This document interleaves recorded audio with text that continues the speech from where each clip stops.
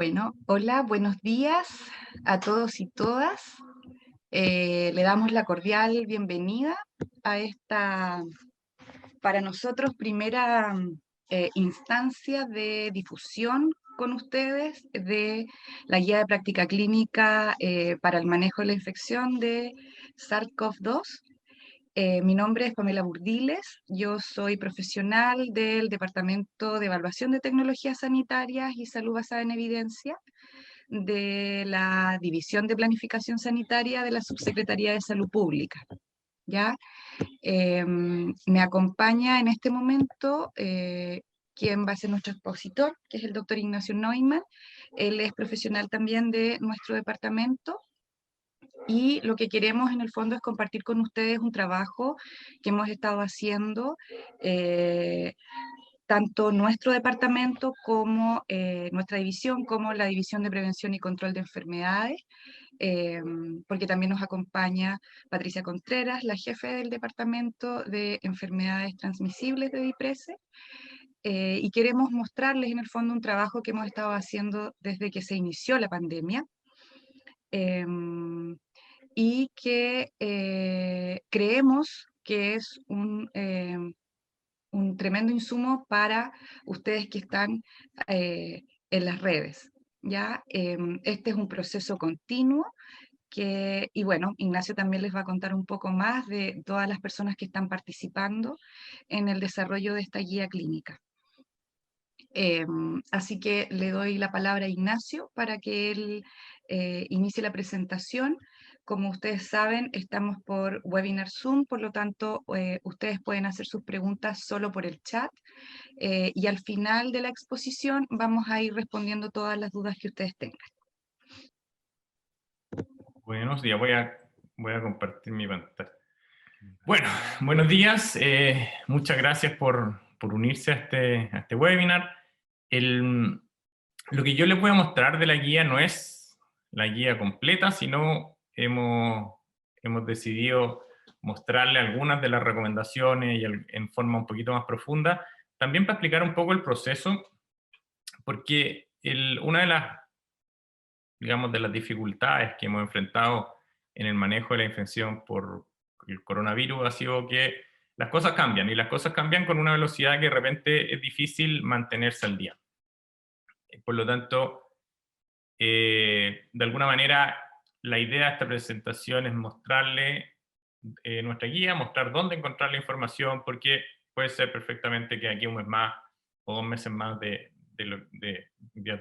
inicio de febrero del 2021, las cosas cambian y la información más actualizada siempre va a ser la que está publicada en la página web. Así que eso, vamos a iniciar la presentación.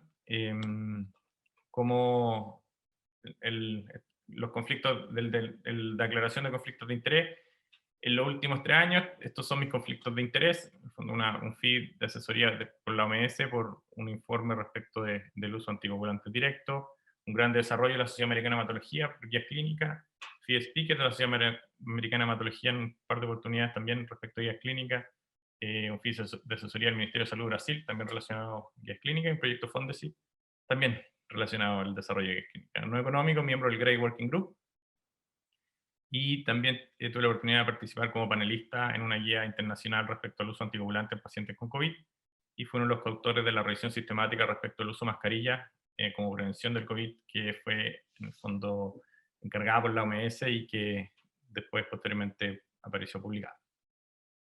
No tengo conflictos de interés con ninguna fabricante, ninguna entidad con fines de lucro. ¿Cuáles son los contenidos de esta presentación? En la primera parte quisiéramos darles una visión un poco general de las dificultades que se enfrentan al tratar de obtener información confiable respecto del manejo del coronavirus. Y vamos a hablar del caso de la hidroxicloroquina, porque el caso de la hidroxicloroquina yo creo que fue una de las primeras drogas que de alguna manera apareció en el radar de cuando recién empezaba la pandemia, y creo que deja mucha enseñanza para todo lo que viene. Después vamos a hablar en el cual nosotros pensamos que iba a ser la práctica clínica estándar, que es el uso de corticoides y el uso de los anticoagulantes profilácticos. Algunas terapias que todavía están en evaluación, y vamos a mencionar un par de terapias que se mencionaron en algún minuto, que estuvieron fueron de frecuente uso, pero la verdad es que los resultados no han acompañado a estas terapias. Hay más recomendaciones en la guía clínica, no solo esto, sino de alguna manera nos pareció relevar algunas de estas para explicar un poquito más en profundidad cómo se llegaron a estas recomendaciones.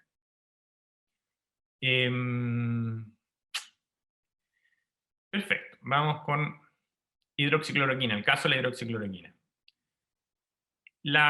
Nosotros empezamos a recibir los primeros pacientes hospitalizados por COVID, yo trabajo en el Sotro, los primeros pacientes hospitalizados en marzo del 2020. Y en esa fecha, ya en marzo del 2020, aparece este estudio, un estudio, digamos, francés, respecto del uso de la hidroxicloroquina. Fue publicado preprint, hasta esa altura, digamos, al menos yo no estaba familiarizado con la publicación preprint, en general leíamos los artículos una vez que estaban publicados en las revistas, pero con la vertiginosidad que ha tenido el COVID, empezaron a aparecer artículos que los autores los terminaban de escribir y los publicaban inmediatamente, sin ninguna revisión, digamos. Y este fue un ejemplo. Este artículo fue tremendamente influyente, tanto así que 6 meses después, digamos, de la publicación de este artículo, todavía habían pacientes recibiendo hidroxicloroquina. Si nosotros vemos, bueno, ¿qué fue este estudio? ¿Qué es lo que hicieron los autores? Evaluaron 26 pacientes que recibieron hidroxicloroquina, entonces no un estudio aleatorizado, sino que evaluaron un grupo que recibió hidroxicloroquina, que eran 26, y lo compararon con 16 que no. La decisión de dejar o no hidroxicloroquina, la verdad es que dependía del equipo tratante, y lo que evaluaron como desenlace fueron, bueno, quienes tenían la PCR positiva. Y si ustedes miran este gráfico, lo que se ve es que en rojito están los pacientes que recibieron hidroxicloroquina y que en el fondo desde que partieron hasta el día 6, una mayor proporción de los pacientes que recibieron hidroxicloroquina negativizó la PCR. Entonces, bueno, pero de alguna manera, al ver solo esto, dice, bueno, son muy poquitos pacientes. Segundo, tener una PCR negativa, en realidad nadie sabe lo que significa, digamos, porque no hay una correlación en que uno negativice la PCR y que eso signifique un mejor pronóstico. Pero aún así, digamos, esto fue muy influyente y muchos pacientes en el mundo recibieron hidroxicloroquina basado principalmente en estos hallazgos. ¿Cuáles son los principales problemas de este estudio? Bueno, ausencia de aleatorización. Los pacientes que recibieron hidroxicloroquina son intrínsecamente distintos a los que no. Por lo tanto, en el fondo, que tengan una evolución diferente no es sorpresivo. Una muestra muy pequeña, y eso tiene que ver, y esto es un problema muy, muy importante en muchas intervenciones que van a ver a lo largo de la presentación y también que pueden ver en la guía. Cuando hay muestras muy pequeñas, la verdad es que casi cualquier cosa puede salir, solo por azar. Y el desenlace era poco relevante, porque la verdad es que, como comentábamos anteriormente, negativizar una PCR no tiene necesariamente un impacto en el pronóstico del paciente. No significa que el paciente va a estar mejor. Por lo cual, en el fondo, acá a mí me pareció súper ilustrador, fue uno de los comentarios de uno de los revisores pares, digamos. Dice, bueno, un manuscrito no informativo con errores metodológicos graves. Los resultados no justifican para nada las conclusiones, y en realidad, en la visión del revisión, dice, no justifica ninguna conclusión para nada. De alguna manera, en el fondo, una respuesta racional respecto a este artículo hubiera sido, la verdad es que este es un artículo muy inicial que no prueba ninguna cosa y sobre todo no prueba la utilidad de la hidroxicloroquina. Sin embargo, los tiempos de pandemia, si algo nos han enseñado es que no siempre la racionalidad está de nuestro lado, digamos, y hago una respuesta muy racional y muchos pacientes recibieron hidroxicloroquina. ¿Qué aprendimos después? Y esto ya en el fondo, con los meses, digamos, tenemos resultados de estudios aleatorizados, 5.000 pacientes aleatorizados a hidroxicloroquina o placebo, con mejores diseños y de alguna manera en el fondo más pacientes. De lo que sabemos es que la hidroxicloroquina probablemente aumenta la mortalidad, un efecto absoluto de 17 más por 1000, y además aumenta los efectos adversos. Por lo tanto, en el fondo no solo era una terapia potencialmente inefectiva, sino que una terapia potencialmente dañina, y además muy efecto adverso, mucho más efecto adverso. Uno de los argumentos para usarlo al principio fue, bueno, pero un medicamento barato. Bueno, resulta que cuando se usan la cantidad de pacientes que se usan, no resultó ser un medicamento barato. Por lo tanto, se invirtió una gran cantidad de recursos en un medicamento que era inefectivo, más bien dañino, y que en la práctica no ayudó a nadie. Yo creo que este caso es muy ilustrador de porque esto ha seguido pasando durante el COVID. Seguimos, en el fondo, teniendo intervenciones que se difunden por los diarios, por las redes sociales, y que muchas de esas intervenciones, por muy buena intención que la gente que las promueve tenga, terminan en más costo y en daño para los pacientes. Entonces, ¿cómo evitamos en el fondo un nuevo caso de hidroxicloroquina? ¿Cómo nos protegemos frente a hacer cosas que finalmente terminen perjudicando a los pacientes? Bueno, para darle una idea de la magnitud del problema, en el 2020 se publicaron más de 80.000 artículos con la palabra COVID en Medline. Más toda la información que circula por medios y redes sociales, que mucha de ellas ni siquiera llega a los artículos científicos. Y al principio de la pandemia, había múltiples recomendaciones de cada sociedad científica, esto también pasó en Chile, con las mejores intenciones, pero muchas veces estas recomendaciones se contradecían entre sí. De alguna manera, si uno tiene dos recomendaciones de distintas sociedades, ¿a cuál va a seguir? A que uno le parezca mejor, es complejo. Por lo tanto, en algún minuto, como que se hizo necesario que, bueno, pongámonos de acuerdo, juntemos a todos los clínicos o a todas las sociedades científicas que, de distintas áreas que le importa este tema y generemos esto en relación con ayuda de un equipo técnico que tenga los recursos, el tiempo y la preparación para hacer una guía nacional y no 3 o 4 guías que más encima tengan recomendaciones distintas. Y eso fue lo que empezamos a hacer. En el fondo empezamos a hacer una guía nacional, participó el MinSal, la lideró el MinSal, pero también convocamos a todas las sociedades científicas. Afortunadamente, esta epidemia a nosotros nos pilló en un momento en que nosotros ya llevábamos 2 años haciendo guías basadas en evidencia en el contexto de la guía GES, por lo tanto teníamos procesos establecidos, teníamos experiencia en cómo hacerlo, teníamos ciertos flujos de información ya establecidos, por lo cual de alguna manera no tuvimos que partir de cero. Y replicamos en el fondo el proceso que nosotros con más tiempo y calma habíamos desarrollado para las guías GES. Les voy a contar un poco el proceso de la guía. A mí me parece relevante esto porque de alguna manera, como les decía, las recomendaciones que nosotros hicimos en algún momento van a quedar desactualizadas. El conocer esto les va a ayudar a leer las recomendaciones futuras, que no vamos a discutir en esta presentación, con una mirada más crítica, así que me parece importante hablarle de los métodos que utilizamos. Acá está en el fondo lo que vamos a hablar del proceso, conformación del panel, cómo seleccionamos las preguntas, cuáles fueron nuestros desenlaces, la síntesis de evidencia, cómo hicimos las recomendaciones y finalmente cómo estamos actualizando esta guía. Respecto a la conformación del panel, invitamos a expertos clínicos en forma amplia. En general, lo que hicimos fue invitar a agrupaciones, es decir, bueno, sociedades científicas, necesitamos un representante para esta guía que queremos hacer. Participó la Sociedad Médica de Santiago, la Sociedad de Infectología, Enfermedad Respiratoria, Medicina Urgencia, Medicina Intensiva, habían personas del Consejo Asesor COVID del Colegio Médico. También nos pareció importante involucrar otros tomadores de decisiones como FONASA y redes asistenciales, para también tener una mirada desde la factibilidad de implementar cosas en la red. Y habían en algunos temas, en el fondo nosotros tuvimos panelistas estables, que son parte permanente del panel, que nos juntamos en tiempo no de vacaciones una vez a la semana, pero además en algunos temas que eran muy específicos, por ejemplo en el uso plasma, invitamos panelistas con experiencia en el uso plasma para aportar información que en el panel pudiera de alguna manera necesitar. Acá no es toda la gente que participó en la guía, en el fondo están los coordinadores clínicos, que es María Pacuña, Patricia Contreras, los coordinadores metodológicos, es Pamela y yo, los panelistas estables, que ustedes los pueden leer ahí, que en el fondo representan las distintas áreas que habíamos comentado antes. También tuvimos panelistas invitados, que eran para temas específicos, principalmente, por ejemplo, para el uso de plasma o el uso de mascarilla. Y también está todo el equipo metodológico del MinSal. Por lo tanto, en el fondo, en esta guía, la verdad, es que ha trabajado bastante gente. El equipo metodológico, que no están sus nombres, pero en el fondo dan soporte a todo este trabajo, que es el equipo del Departamento de Salud, Sana y Evidencia, realizar la búsqueda de información, la síntesis de esta, la evaluación de la información, la evaluación crítica, y nos ayudaban en el fondo a la elaboración de recomendaciones.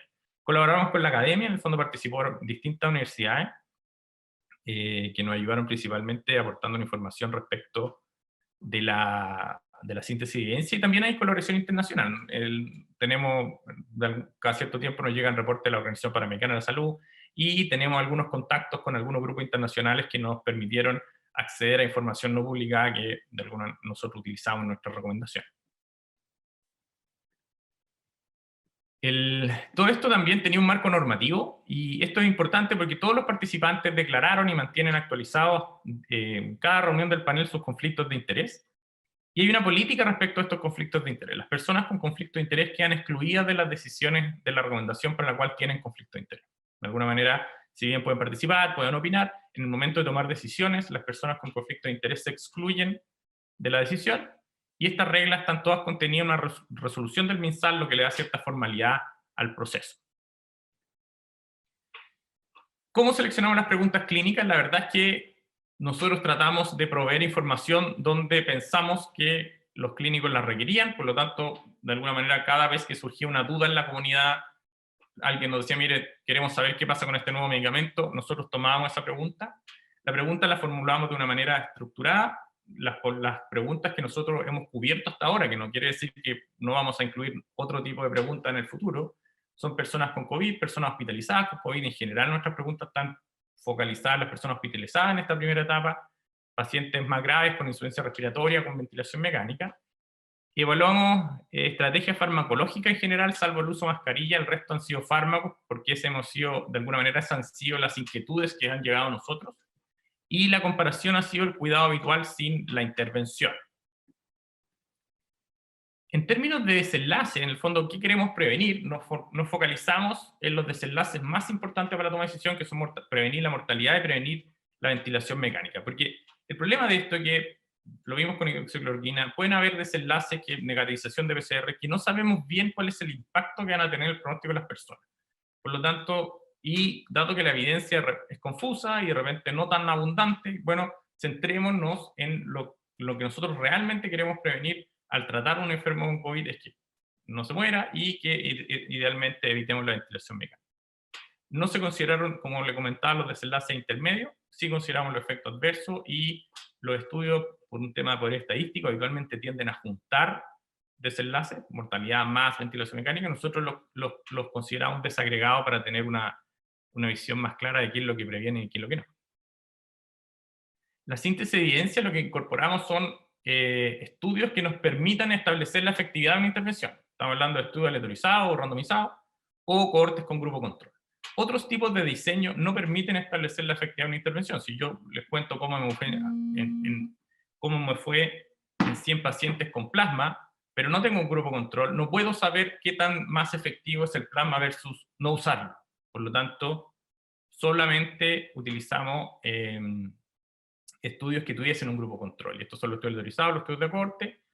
Nosotros lo que hicimos fue identificar los estudios mediante distintas vías, pero metalizarlos nosotros mismos. Resumimos estos resultados en una tabla de evidencia, que vamos a ver un poquito más de qué se trata, pero además recopilamos información respecto a valor y preferencia de los pacientes, información respecto a los costos de las intervenciones, y cuando hablamos con la red, con redes asistenciales y con FONASA, bueno, cuál es la factibilidad de implementar la intervención y si esta va a ser accesible o no para la mayor parte de las personas. Las tablas de evidencia, nosotros utilizamos una versión un poquito más expandida de esto, pero básicamente las tablas de evidencia son lo que ustedes están viendo acá, que muestran los desenlaces, en este caso mortalidad, efecto adverso. Hay una columna que para nosotros es súper importante, decir, bueno, ¿cuál es el efecto absoluto de la intervención? En este caso, por ejemplo, la hidroxicloroquina aumenta la mortalidad en 17 eventos más por cada 1000 pacientes que la reciben. Hay una medición del efecto relativo, y hacia el final hay una medición de la certeza de la evidencia, que también para nosotros, junto con el impacto, que es el efecto absoluto, es algo totalmente central. La certeza de la evidencia es una medición de cuánto sabemos. De alguna manera la categorizamos en muy baja, baja, moderada o alta. Cuando la certeza de la evidencia es alta, quiere decir que conocemos el efecto de la intervención. Sabemos si la intervención funciona o no. Y la evidencia es adecuada para elaborar recomendaciones. Cuando la certeza es muy baja, quiere decir que existe mucha incertidumbre, no sabemos bien si la intervención funciona o no, y la evidencia es muy limitada. Por lo tanto, en la tabla está, bueno, ¿qué pasa si usamos la intervención y qué tan seguros estamos de que nosotros conocemos estos efectos? Esto en los ejemplos se va a hacer más claro cómo importa. Y las recomendaciones se hicieron mediante un proceso estandarizado. En cada una de nuestras recomendaciones están todos los detalles necesarios para evaluar, en el fondo, qué pensar los panelistas en distintas etapas. Evaluamos los beneficios, los potenciales daños, los valores y preferencias de las personas, los costos y la factibilidad. Las recomendaciones, como es de alguna manera tradición, desde que comenzamos a hacer recomendaciones basadas en evidencia, tienen un texto estándar que a uno le puede gustar más o menos, pero tiene la gracia que independiente de la guía que ustedes lean, la recomendación se lee de la misma manera, hay una fórmula para elaborarla, y además cada recomendación incorporaba comentarios del panel que tenían la intención de explicar un poco la recomendación y además facilitar su uso. Lo importante en cada recomendación es que los panelistas decidían la dirección de la recomendación y la fuerza. Respecto a la fuerza de la recomendación, hay dos tipos de recomendaciones que nosotros generamos, y esto es, de alguna manera, es algo que ustedes van a ver en otras guías internacionales. Están las recomendaciones fuertes y las recomendaciones condicionales. Las recomendaciones condicionales a veces también son llamadas débiles. Nosotros nos gusta más el término condicional, y en general el término condicional es que se usa en forma más frecuente. Una recomendación fuerte se genera cuando una alternativa es claramente superior. Cuando no hay variaciones en los que los pacientes puedan preferir, la certeza de la evidencia es moderada o alta, y no hay barreras de factibilidad. Además, un tema de procedimiento del panel requiere que el 80% de los panelistas estén de acuerdo con la fuerza de la recomendación. Por el contrario, una recomendación condicional se genera cuando el beneficio y los riesgos están más bien balanceados, pudiera haber variaciones en los que pacientes prefieran, la certeza de la evidencia es baja, lo cual quiere decir que no sabemos bien cuál es el efecto de la intervención, o cuando hay barreras de factibilidad. De alguna manera, cuando hay una alternativa superior, claramente superior, se genera una recomendación fuerte. Cuando no es tan claro que una alternativa sea superior, se genera una recomendación condicional. Y bajo esta regla, nosotros elaboramos nuestras recomendaciones.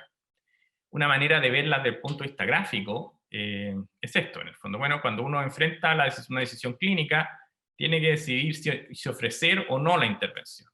Una recomendación fuerte a favor quiere decir que hay que ofrecer la intervención a todos o casi todas las personas. Una recomendación fuerte en contra quiere decir que es una práctica que uno no debiera ofrecer, salvo casos muy, muy excepcionales. La verdad es que 99.9% de las veces no debiera usarla. Y cuando hay una recomendación condicional, lo que el panel está tratando de transmitir es que la decisión tiene que ser individualizada. Un poquito más de detalle respecto a qué significa la recomendación condicional a favor.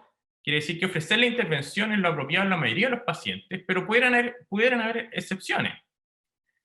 Una recomendación condicional en contra quiere decir que no ofrecer la intervención es lo apropiado en la mayoría de los pacientes, pero también pueden haber casos puntuales que sí parezca razonable utilizar la intervención. Y un poco antes de entrar ya en las recomendaciones, ¿cómo mantenemos esto actualizado? Hay una búsqueda continua de evidencia. Nuestro equipo metodológico a cierto tiempo revisa en el fondo si hay nueva evidencia. Si hay un nuevo estudio, se actualiza el metaanálisis.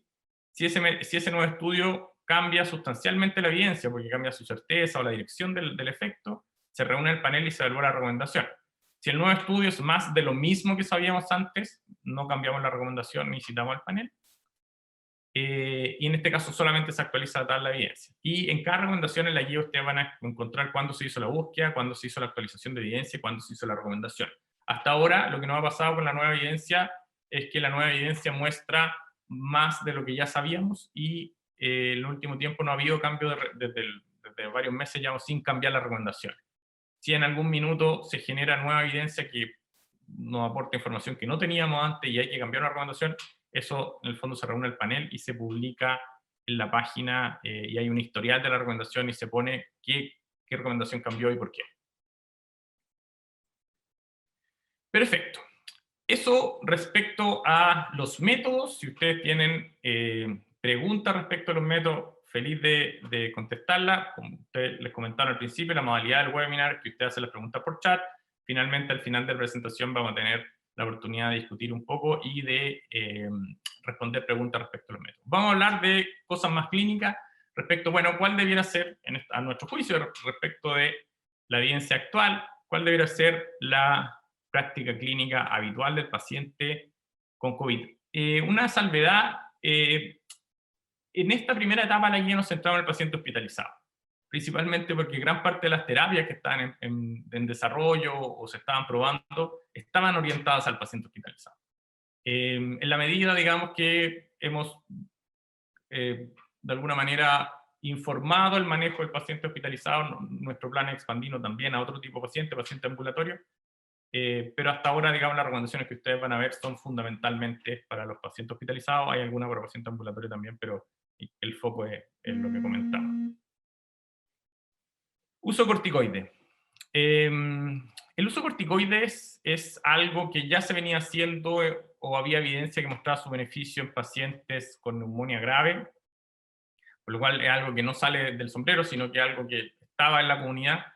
Y la verdad es que la mayor fuente de evidencia de este estudio, que es el Recovery Study, que evaluó dexametasona en pacientes hospitalizados. Son, como ustedes ven, casi más de 6.000 pacientes utilizados, 2.000 pacientes recibieron dexametasona en esas dosis, 6 miligramos por hasta 10 días, entre 5 y 10 días, y 4.000 pacientes recibieron un cuidado estándar sin dexametasona. Ese cuidado estándar involucraba una serie de cosas, pero la gracia de los estudios autorizados es que esa serie de cosas estaban balanceadas entre los que recibieron dexametasona y los que no, y la única diferencia entre estos dos grupos en comparación es la dexametasona. Es un estudio que no es ciego, pero sin embargo se tomaron suficientes medidas para prevenir el ciego. A nosotros nos parece que en su evaluación es un estudio bajo riesgo de ciego. Este no es el único estudio, hay otro estudio más pequeño que probó dexametasona en una dosis un poquito más alta, en 300 pacientes, que también lo consideramos en nuestro metaanálisis. Cuando juntamos estos dos estudios como si fuera un gran estudio, que es lo que hacen los metaanálisis, vemos que tenemos casi 7.000 pacientes estudiados, y el uso de dexametasona reduce la mortalidad en 27 menos muertes por cada 1.000 pacientes tratados. Reduce la necesidad de ventilación mecánica en 21 menos por cada 1.000 pacientes tratados, y como efecto adverso, el efecto adverso más frecuente fue la incidencia de hiperglicemia, que aumentó en 28 más por cada 1.000 pacientes tratados.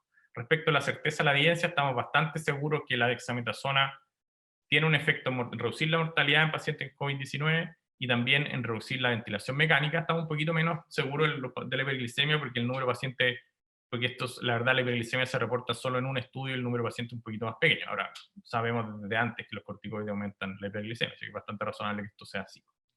Una cosa interesante al analizar el estudio Recovery es que cuando se analizaron los pacientes respecto a su gravedad, una cosa muy importante, los pacientes que están en este estudio son todos graves, pero algunos eran más graves que otros, digamos, al ingreso.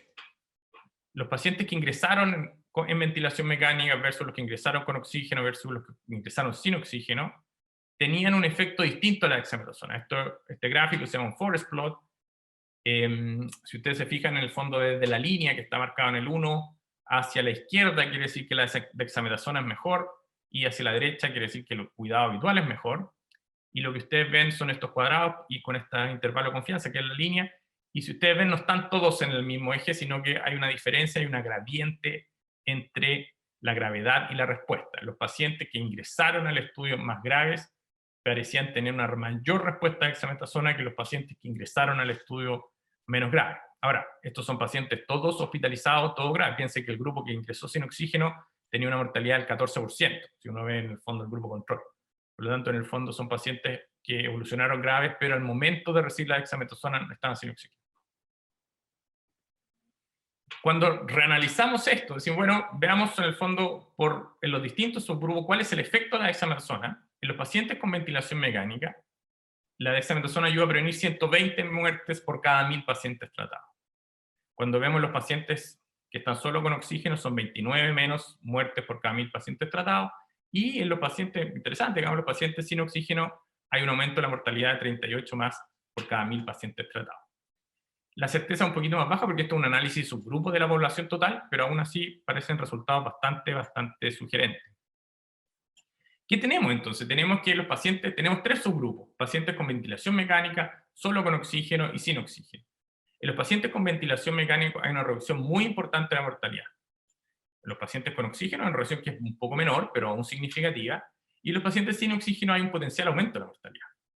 Por otro lado, los efectos adversos en el corto plazo fueron poco frecuentes, habitualmente tratables, pero sabemos de antes que el uso de corticoides, sobre todo en esquemas prolongados y en dosis altas, puede tener efectos deleterios en un mediano plazo, y esto es importante sobre todo en los pacientes críticos que van a experimentar miopatía, neuropatía del paciente crítico, van a tener que rehabilitarse en algún momento. Usos prolongados de corticoides pudieran dificultar esa fase de rehabilitación. Por otra parte, sabemos que es un medicamento barato que está habitualmente disponible en hospitales, aunque una de las barreras de acceso puede ser que no esté disponible en centros de salud de baja complejidad. Todas estas fueron las consideraciones que tuvo el panel para hacer sus recomendaciones. Les voy a mostrar las recomendaciones de manera gráfica. En la página ustedes pueden ver el texto completo. El panel, digamos, les pareció que todos los pacientes en ventilación mecánica debiesen recibir dexametasona, dado que en el fondo tiene un gran efecto de mortalidad, los efectos de eso son más bien bajos, y el costo es relativamente razonable. Que la mayoría de los pacientes con oxígeno debieran recibir dexametasona, porque también es un grupo que se observa una reducción de la mortalidad, y que solamente casos puntuales de pacientes sin oxígeno debieran recibir dexametasona, fundamentalmente pacientes que estén en muy alto riesgo de progresar a un estadio más grave. ¿Cuál es la dosis más utilizada? Como comentamos, hay 2 estudios, pero sin embargo la mayor parte de la información viene del estudio Recovery, en que la dosis fue 6 miligramos al día por 5 a 10 días. Por lo tanto, parece razonable utilizar esa dosis. Una cosa importante es que esquemas más largos o dosis más altas de corticoides no han sido estudiados. No sabemos si ofrecen un beneficio, y de antes de evidencia, digamos, el uso de corticoides de estudios previos, digamos, sabes que esquemas prolongados o dosis muy altas tienen un impacto sobre todo en secuelas para los pacientes y en su potencial de rehabilitación. Corticoides, eso fue corticoides. Por lo tanto, vamos a hablar también de anticoagulantes profilácticos, que de alguna manera es parte, a nosotros nos parece, del cuidado estándar. Algunos antecedentes, los anticoagulantes profilácticos siempre han sido parte del cuidado de los pacientes críticos, principalmente por el riesgo que ellos tienen de tener trombosis. Esto también se extiende a los pacientes que están no críticos, pero que son pacientes médicos que no tienen mayor movilidad. Sin embargo, evidencia inicial, y esto bien al principio de la pandemia, estudios pequeños mostraron que había activación de la coagulación, como en cualquier inflamación de alguna manera descontrolada, y se postuló en ese minuto que dosis más altas de anticoagulantes podrían tener algún efecto, sin mucha evidencia clara. ¿Qué es lo que sabemos hasta la fecha, digamos? Y esto probablemente va a sufrir algún cambio en el corto plazo, porque por este mes, digamos, se están publicando 3 estudios aleatorizados respecto de la dosis de anticoagulante. Esto es una tabla comparando las dosis intermedias, o sea, las dosis habituales, profilácticas habituales, versus dosis intermedias o altas de anticoagulante en pacientes con COVID-19. Acá la verdad es que la evidencia es solamente hasta la fecha observacional y de estudios más bien pequeños. ¿Cuáles son los potenciales beneficios? Hay un estudio de cohorte que muestra que los pacientes que recibieron anticoagulante en dosis más alta podían tener una menor mortalidad, 59, 52 menos por 1000, pero la certeza es muy, muy baja. La verdad es que, nuevamente, un estudio observacional muy pequeño, estos resultados no es descartable que sean solo por azar. En cuanto a los eventos trombóticos, hubo también se observa que hay 15 eventos menos por cada 1000 y también la certeza es muy baja. ¿Qué sabemos respecto de los daños? Si nosotros vemos ese mismo estudio, dice, bueno, los pacientes que recibieron dosis más alta anticoagulante tuvieron 176 eventos de sangrado mayor más por cada 1000 que los pacientes que no lo recibieron. Pero además, nosotros sabemos más cosas de los anticoagulantes, y en particular, hace un tiempo atrás, nosotros hicimos una revisión sistemática en pacientes quirúrgicos y había evidencia súper sugerente de que los pacientes que recibieron dosis más alta tenían un mayor riesgo de sangrado. De la referencia, por si quieren leerlo, no es sorprendente, digamos, si uno le da más anticoagulante a la gente, es razonable que sangren más. Por lo tanto, ¿qué tenemos acá? Tenemos beneficios, potencialmente 52 muertes, 15 menos trombosis, 176 más sangrado. Pero acá entra la certeza de la evidencia. No sabemos realmente si estos beneficios son reales o no. Sin embargo, sí sabemos que los daños están ahí. Por lo tanto, tenemos una situación de beneficios inciertos, no sabemos realmente si tiene algún beneficio o no, pero daños que sí van a ocurrir. En este contexto, beneficio incierto, daño seguro,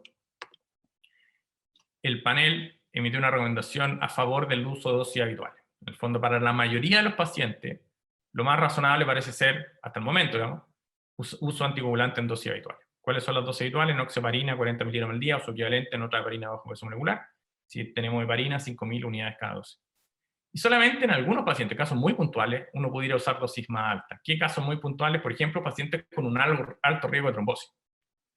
La práctica de darle a todos anticoagulación terapéutica o en dosis terapéutica no parece estar justificada por lo que sabemos en la actualidad. Y sobre todo no parece estar justificada en pacientes críticos, que es donde más se ha utilizado. Por lo tanto, en el fondo, el manejo estándar del paciente COVID en este minuto, inicio de febrero del 2021, que los pacientes que están en ventilación mecánica debieran recibir dexametasona todos. La gran mayoría de los pacientes que están con oxígeno. Sin embargo, los que están sin oxígeno, la verdad es que solamente casos puntuales obtendrían algún beneficio de dexametasona.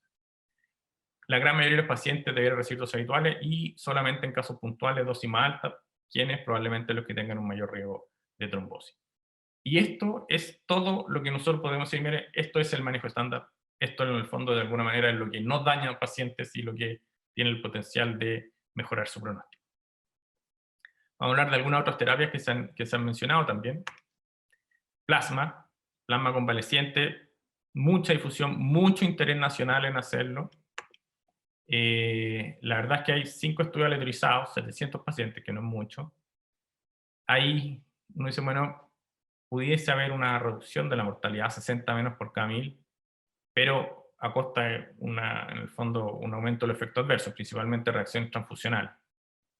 Aunque hay pacientes en estos estudios nacionales, que se han muerto de una reacción adversa al plasma, que en el fondo es lo que llamamos el daño pulmonar por transfusión. ¿Qué pasa con plasma, digamos? En el fondo tenemos unos efectos que están más bien balanceados. Es muy incierto. La verdad es que saber si el plasma sirve o no con la evidencia actual es muy incierto. Es un tratamiento de muy alto costo. La verdad es que no es solamente el costo del plasma, sino tiene que ver con el costo del transporte, el banco de sangre, un tratamiento de muy alto costo. Y está disponible en muy pocos lugares. Por lo tanto, no es un tratamiento que sepamos si tiene efecto beneficioso o no. Sabemos que tiene algunos efectos adversos. Estamos bastante inseguros si benefician a los pacientes. Es de muy alto costo y está muy poco disponible. Eso justificó, ustedes lo vamos a ver en la página también, una recomendación en contra del uso de plasma y en el fondo vale la pena seguir estudiándolo, sí, pero no parece parte del manejo rutinario de los pacientes. Y por último, un par de terapias que en algún momento sonaron mucho, se utilizaron mucho, muchos pacientes las recibieron, pero la verdad es que parecen no aportar mucho, es remdesivir y tocilizumab. El uso de remdesivir, que es un antiviral, 7.000 pacientes randomizados, en el fondo casi lo mismo que de corticoides. En cuanto a la mortalidad, el efecto, en el mejor de los casos, porque también hay cierta incertidumbre, la certeza de la evidencia es baja, es una disminución de la mortalidad de 9 menos por cada 1000, y un paciente menos por cada 1000 tratado en ventilación mecánica, como les decía, con cierta incertidumbre.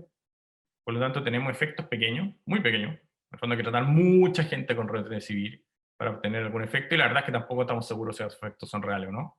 El costo aproximado va entre 2,5 a 4,6 millones por paciente, y hay muy pocas dosis disponibles. Cuando de alguna manera se hizo popular el remdesivir, todos los países compraron remdesivir y de alguna manera, por mucho que hubiéramos querido invertir, no hubiéramos podido llegar a todos los pacientes. Además que, sinceramente, bueno, dados estos efectos, dado lo inseguro que estamos de su beneficio, no parecía un buen uso del dinero.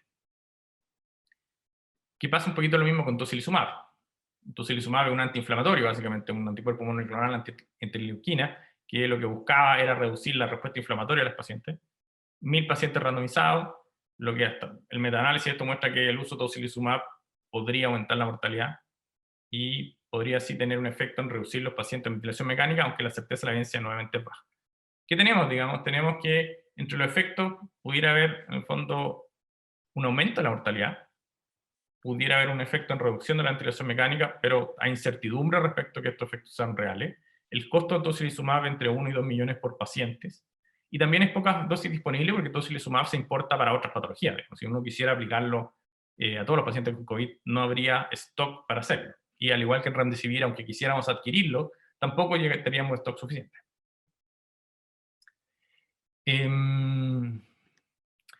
Eso es de alguna manera respecto a algunos del proceso de la guía y algunas recomendaciones. Para terminar, quisiera mostrarles nuestra guía para que ustedes sepan dónde está y puedan encontrar y se van a dar cuenta que en la guía está lo mismo que nosotros conversamos. Déjenme cambiar les voy a mostrar esto. Espero que funcione. nuestra página, esta es nuestra guía. Usted dice, bueno, ¿dónde encuentro su guía? Minsal.cl, ¿cierto? Una serie de cosas del Minsal. Si ustedes bajan un poquito acá en estos cuadraditos, está información ciudadana, informe epidemiológico, información técnica, y está este botón de guía práctica clínica. Minsal.cl no es 100% fácil de encontrar, pero nos parece que es razonablemente fácil de encontrar. Ustedes hacen clic acá, lo lleva a nuestra guía clínica, que está acá. Vamos, en el fondo les voy a mostrar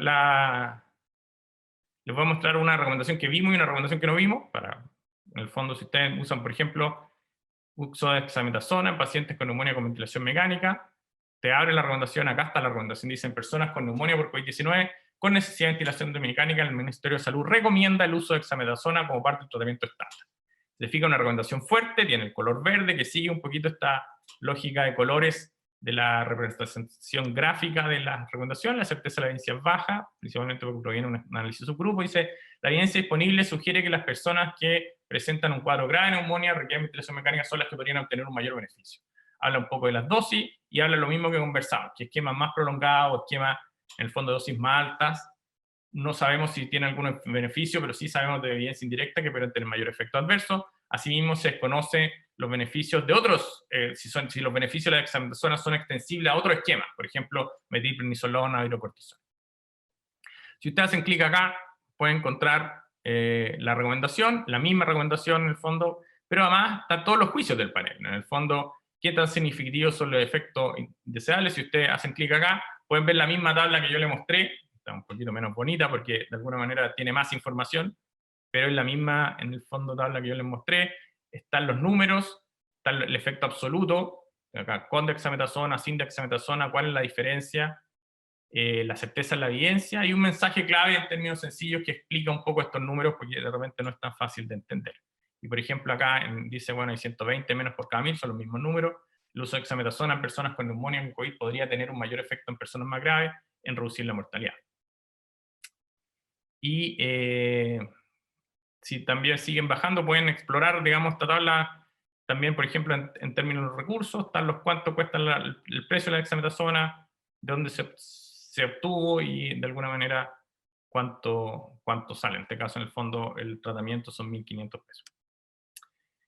Si nos vamos a otra recomendación, para mostrarles alguna otra cosa, favipiravir, que ha estado en la prensa todos estos días.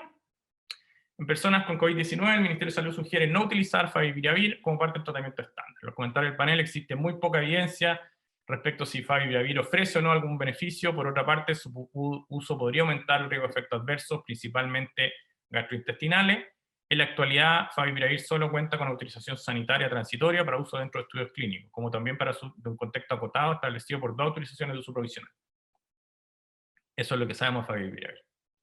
Si ustedes quieren, si ustedes, digamos, le dicen, bueno, no me gusta los formatos electrónicos, yo soy de la vieja escuela, quiero imprimir y leer, los pueden imprimir también, y acá está toda la misma información, está toda la guía, y lo pueden imprimir y leer en la comodidad de su casa. Eso.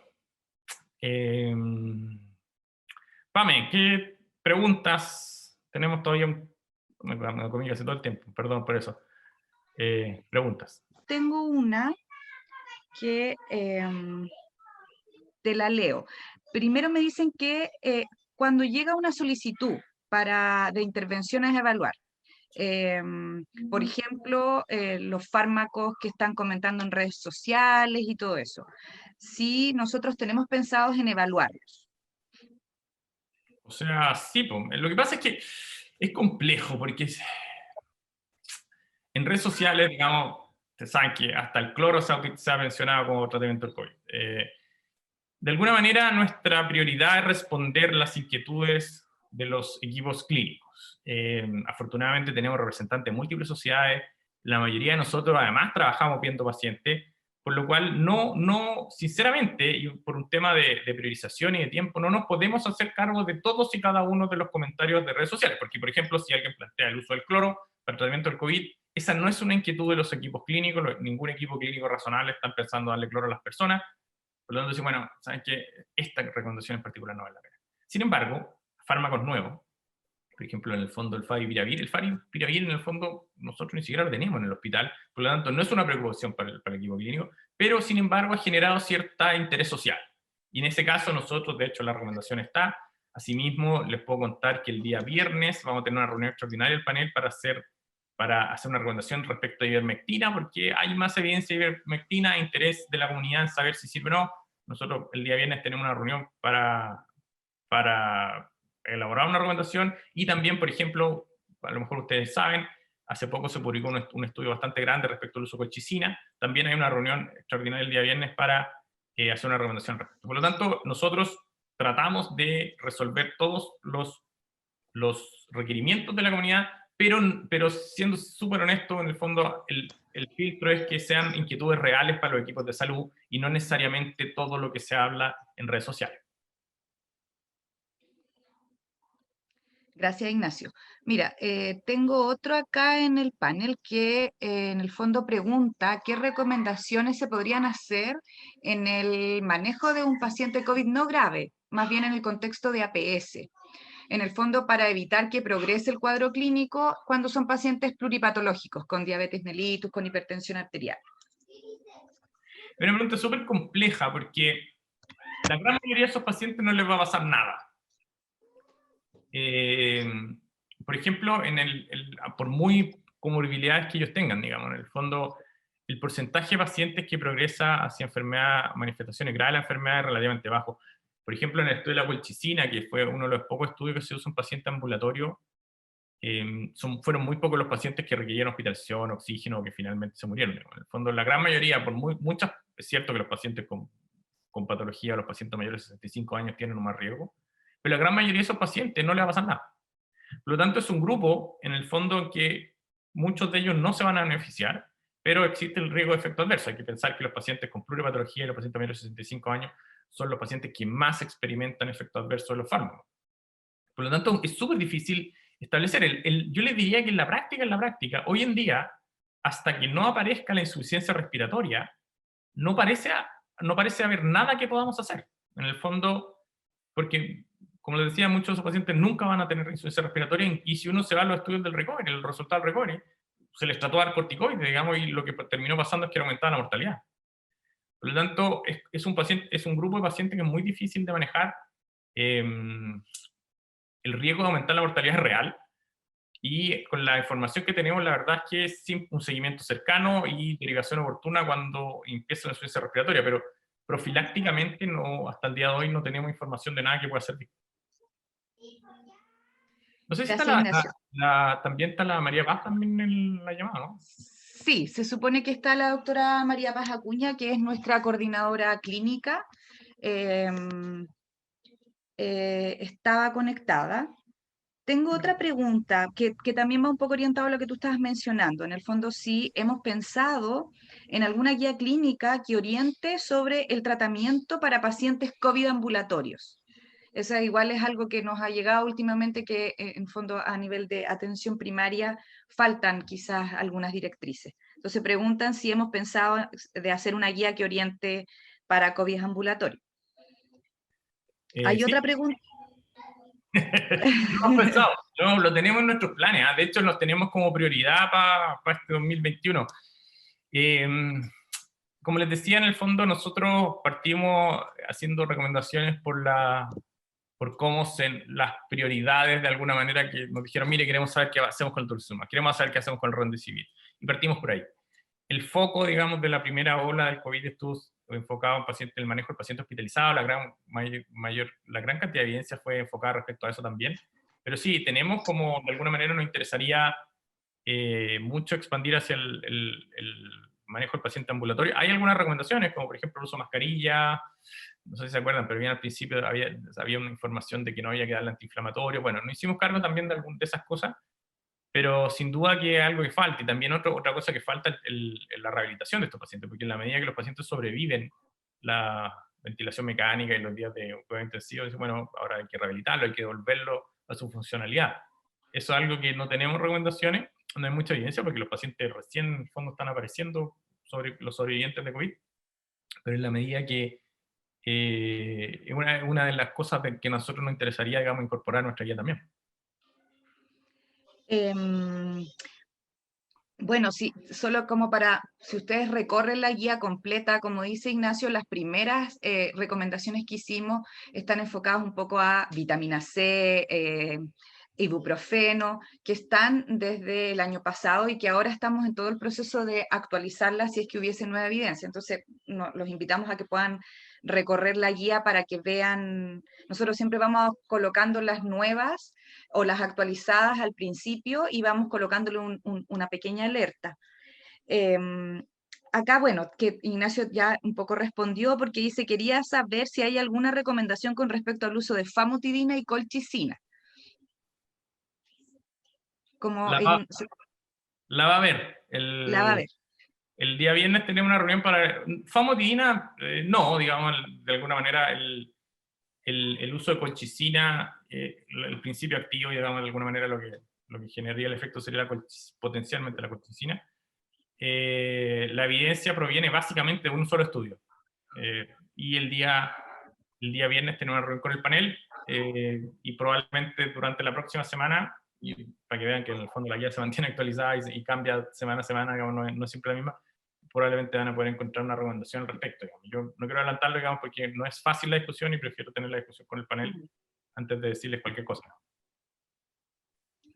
Bueno, ahí se incorporó como panelista la doctora María Paz Acuña, que ella es la coordinadora clínica de esta guía, y hay una pregunta que es que me causa un poco de alegría en el fondo las preguntas que están haciendo, porque son cosas que nosotros tenemos consideradas, pero el tiempo todavía no nos ha dado. Nos preguntan, ¿cuál es la recomendación para el uso de la posición prono en pacientes con ventilación mecánica o vigil? Sí, el uso de cronovigil y el uso de canal nasal de alto flujo también están dentro de nuestras prioridades de generar recomendaciones. Pasa una cosa, pasa que, para ser bien honesto, en el fondo, el hacer recomendaciones en base a estudios observacionales es súper laborioso. En el fondo requiere una cantidad de trabajo brutal. Y en Pronovigil y cánula nasal de alto flujo, la decisión que tomamos fue esperar la publicación de los estudios randomizados. Porque pasa que en el fondo, si tenemos, no sé, 10 estudios de 100 personas observacionales, es mucho trabajo analizarlo y finalmente todas esas conclusiones se van a ir un poquito a la basura cuando aparezca el estudio randomizado de 5.000 pacientes. Entonces, de alguna manera, está dentro de nuestras prioridades y esos estudios están en curso. Sus resultados, nosotros esperamos que estén pronto a publicarse y la medida que se publiquen, las recomendaciones van a aparecer. Pero esa ha sido la limitante también, porque de alguna manera, dado que tenemos múltiples focos que atacar, la manera más efectiva de generar recomendaciones cuando sabemos que está un estudio randomizado en curso ha sido esperar su publicación. Ahora, por lo pronto, digamos, nosotros esperamos que dentro del primer semestre o primer trimestre, digamos, si se genere, digamos, una recomendación al respecto. Exacto, por eso decía, esta recomendación de pronovigil y cánula nasofaringea surgió como inquietud del panel desde noviembre, y desde noviembre empezamos a revisar y ahora en enero les comentamos al panel que lo que tenemos es solo observacionales y fue el mismo panel el que prefirió que esperáramos el resultado de los estudios. De hecho, con respecto a esto, hay alguien que me pregunta que como hay abundante cantidad de estudios que se han publicado en torno a COVID y que algunos, tal cual como tú mencionaste, no tienen mucho rigor metodológico, ¿de qué forma ustedes discriminan la mejor evidencia? ¿Y qué es lo que le recomiendan a los clínicos ante el abundante número de estudios publicados para tomar decisiones? Es compleja la respuesta porque el problema es que todo lo que de alguna manera, todos sus cursos de medicina de evidencia, todo lo que ustedes pudieran haber hecho antes, no aplica en COVID. En COVID, digamos, las reglas han cambiado totalmente en el sentido de que las cosas llegan por Facebook, llegan por redes sociales, no hay y de alguna manera, sobre todo con los preprint, que no han sido de alguna manera formateados por la revista, la información que contienen no siempre permite su análisis en forma exhaustiva y requiere un poquito bucear en los datos, bucear en las tablas anexas, preguntarle a otros equipos que están haciendo recomendaciones de dónde, que sacaron de dónde. Por lo tanto, es súper difícil, yo haciéndose súper honesto, es súper difícil para los clínicos que están viendo pacientes, con más pacientes que lo habitual, mantenerse al día respecto de todas y cada una de las intervenciones y hacer un buen análisis crítico de una literatura que está siendo publicada en forma tan limitada. Sinceramente yo encuentro que es difícil, en base, yo creo que el valor de nuestra guía tiene precisamente eso. Si le mire, nosotros nos dedicamos a leer todo lo que hay, todo lo que hay respecto a este tema, leímos, digamos, los apéndices, leímos todo y seleccionamos los que nos pareció la evidencia que es de mejor calidad para informar la decisión. En general, un principio es que los estudios relatorizados le ganan a los estudios observacionales, en el sentido que los estudios observacionales tienen un riesgo intrínseco, por lo tanto, habiendo un estudio randomizado grande, esa es la evidencia más creíble por sobre los estudios no aleatorizados. Y yo les diría que en el fondo básicamente es mejor informarse por fuentes secundarias de información, por gente que haya procesado la evidencia y se la dé de alguna manera un poquito más digerida. No solo nosotros estamos haciendo esto, en el fondo hay otro grupo en el mundo que también lo hacen. Sí, mi recomendación sería partir por ahí, más que buscar y tratar de interpretar usted mismo, porque de verdad, sobre todo con los preprint, la información que se provee en forma, habitualmente no es completa. Incluso, si ustedes se van a la publicación de Recovery, una publicación preliminar, de alguna manera no toda la información está contenida en lo que ustedes pueden acceder, y es una dificultad real de mantenerse al día. Mira, tengo dos preguntas, pero creo que ya las hemos respondido y que en el fondo hablan que en APS, el proyecto de rehabilitación de estos pacientes es sobre rehabilitación física y rehabilitación pulmonar. Entonces, la idea es cómo poder ayudarles en cuanto a los síntomas persistentes asociados a alguna recomendación. Y bueno, eso, como mencionaba Ignacio, es uno de los proyectos que tenemos para poder trabajarlas durante este año. Y también preguntan sobre recomendaciones sobre el uso de ibuprofeno, diclofenaco, AINES en general. Como yo les mencionaba, tenemos una recomendación que hicimos al principio, en abril, si no me equivoco, del año pasado, que no hemos actualizado porque hemos tenido, es la última, Ignacio, de todas, o la penúltima, porque hemos estado con muchas más, todas las cosas que hay como más actualizadas, y además que también les quería mencionar eso, nosotros hacemos no solo recomendaciones, sino que además, por ejemplo, solicitudes que llegan directamente desde la autoridad. Por ejemplo, ahora, mientras estábamos chateando, llegó una solicitud del ministro para que evaluáramos si habían estudios o información sobre el uso de Sinovac en embarazadas y lactancia. ¿Ya? Entonces, hay algunos documentos que nosotros publicamos no como recomendación, sino más bien como informes de evidence statement, que nosotros le llamamos, que en el fondo es como lo que existe en ese momento. ¿Ya? Que hemos visto, por ejemplo, en algún momento nos pidieron para recontagio, y eso también está en la página de ETESA, que ahí aparecen informes de evidencia y la guía clínica que también los lleva a este link. Entonces también nosotros los invitamos a que lo puedan revisar. Y también les comento que nosotros estamos trabajando también en colaboración con la Universidad de la Frontera, que se ganó un proyecto, ANID, para hacer una guía práctica clínica COVID, pero en el contexto de atención odontológica segura en tiempos de pandemia. ¿Ya? Que es una guía que sigue la misma metodología que nosotros estamos siguiendo en el MinSal, nosotros lo estamos apoyando metodológicamente. Creo que aquí está en esta videoconferencia el doctor Carlos Saror, que lidera el proyecto en UFRO, y para nosotros también ha sido bastante interesante, y estamos viendo esos dos focos también, en el fondo, la parte de atención odontológica en este tiempo. No sé si hay más preguntas. O sea, solo para cumplir, ahí está la recomendación, en el fondo, que sugiere usar paracetamol por sobre antiinflamatorio. La verdad no es que los antiinflamatorios estén contraindicados en pacientes con COVID. Eso fue algo que realmente no tiene mucho sentido. La recomendación es básicamente porque el paracetamol, y esto es una cosa que sabemos desde mucho antes, tiene menos efectos gastrointestinales que los antiinflamatorios, por lo tanto, como primera línea parece mejor alternativa, pero si alguien, digamos, de alguna manera toma el paracetamol y no se le pasa la fiebre, perfectamente puede utilizar antiinflamatorios. Ahí está la recomendación, y si ustedes entran ahí está todo el juicio del panel, la evidencia y todo.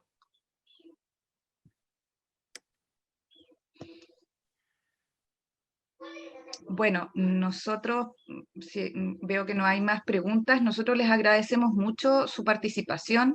Sabemos que quizás febrero no es la mejor, la mejor fecha para haber hecho esta primera videoconferencia. Sin embargo, nosotros sabíamos que había interés y que en el fondo la pandemia es ahora y no queríamos llegar en marzo o abril con una videoconferencia, sino que poder entregarles información ahora. Y nuestro compromiso es poder hacer esta actividad idealmente cada 2 meses o cada 3 meses para poder presentarles nueva evidencia. ¿Ya? Por lo tanto, también les instamos a que cuando les llegue la invitación a ustedes, ustedes también la puedan difundir a todos los colegas que quieran. Sabemos también que como hoy día se inició la campaña de vacunación, también pueden haber muchos que estén en eso y no tuvieron la instancia de conectarse. También les comentamos que nosotros enviamos un ordinario desde redes asistenciales a los distintos establecimientos con el resumen ejecutivo de la guía, porque aparte que Ignacio donde les mostró que ustedes pueden imprimir, hay un banner que dice resumen ejecutivo, y en el fondo ahí ese también ustedes lo pueden imprimir y ahí están en las primeras páginas las recomendaciones. También había un código QR que ustedes podían para poder escanearlo y poder tenerlo en sus celulares. Así que nuestro compromiso es seguir trabajando. Sabemos que estamos un poco al debe con temas de atención primaria y de rehabilitación de estos pacientes. Y nada, pues esperamos volver a encontrarnos de aquí. Vamos a intentar poder repetir esta videoconferencia en marzo, donde sabemos que ya podemos tener mayor cantidad de gente. Y también la invitación es que ustedes a sus referentes también puedan hacerles estas solicitudes que también nos puedan llegar a nosotros. Nosotros lo planteamos al panel de expertos y vemos si lo priorizamos para ese momento o no. No sé si la doctora Acuña quisiera mencionar algo respecto a que ella igual, así como Ignacio trabaja en el Sótero, la doctora Acuña también en el Sótero y en otros lugares y puede tener más experiencia también en la atención de los pacientes, cómo ha sido este proceso. Sí, no, solo agradecer la oportunidad de haber trabajado en esto. Creo que Ignacio ya dio toda la información. Esperamos pronto tener información nueva y seguir haciendo las recomendaciones. Creo que el panel está bien motivado con este trabajo y esperamos seguir aportando en eso. Creo que ha sido súper interesante el trabajo que hizo el ministerio. La información que se ha recopilado es de excelente calidad. Creo que eso lo han valorado los expertos y también la comunidad. Así que agradecer el trabajo del ministerio en ese sentido y nada, pues esperamos seguir avanzando en esto. O sea, mi llamada sería, revisen la página tiene actualizaciones periódicas y pueden aparecer, muchas de sus dudas pueden aparecer contestadas y evidentemente la necesidad de información respecto al manejo del paciente COVID supera muchas veces la capacidad nuestra de proveerla, pero tratamos de poner nuestro esfuerzo donde nosotros pensamos que hay alguna prioridad. Y la gracia de esta guía es que ha ido creciendo, porque las recomendaciones que ya están se mantienen al día, pero se van agregando nuevas recomendaciones y en el fondo, en el corto plazo, se van a transformar en una guía bastante larga. Así que en ese sentido, pero siendo súper honestos, no vamos a poder cubrir todas y cada una de las necesidades de información, porque la verdad es que hay muchas cosas que nos gustaría saber, pero al menos nos vamos a tratar de priorizar y ofrecerle donde nosotros consideremos que hay alguna prioridad. Eso quizás ¿Mm? Quizás como recalcar el hecho de que tenemos una lista de temas priorizados que todavía no han sido revisados, pero que están en carpeta, digamos, y que se espera, digamos, avanzar en eso este año. Así que no son los únicos temas que están en la guía ahora los que van a estar. Así que... Está mencionando en el chat la Ceci Meneses, que es de Salud Responde acá en el ministerio, que ella menciona que la guía ya la difundieron a los profesionales de Salud Responde.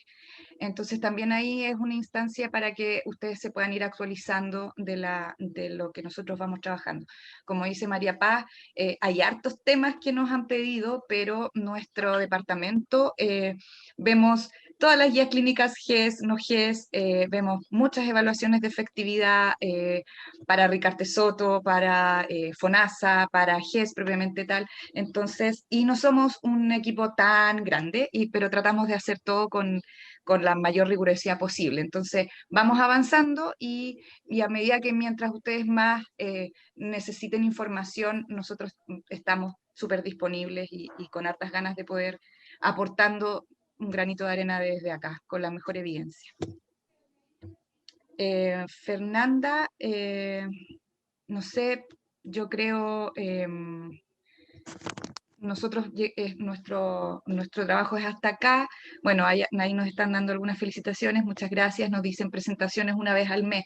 Quizás es un poco difícil una vez al mes, pero nuestro compromiso es poder entregar, ojalá nuestro compromiso es poder hacerlo de aquí a fines de marzo para poder tener estas recomendaciones que, como les decimos, este viernes vamos a hacer 2 recomendaciones. Y yo creo que a fines de marzo, primeros días de abril, podríamos tener una nueva videoconferencia para poder irles mostrando la actualización.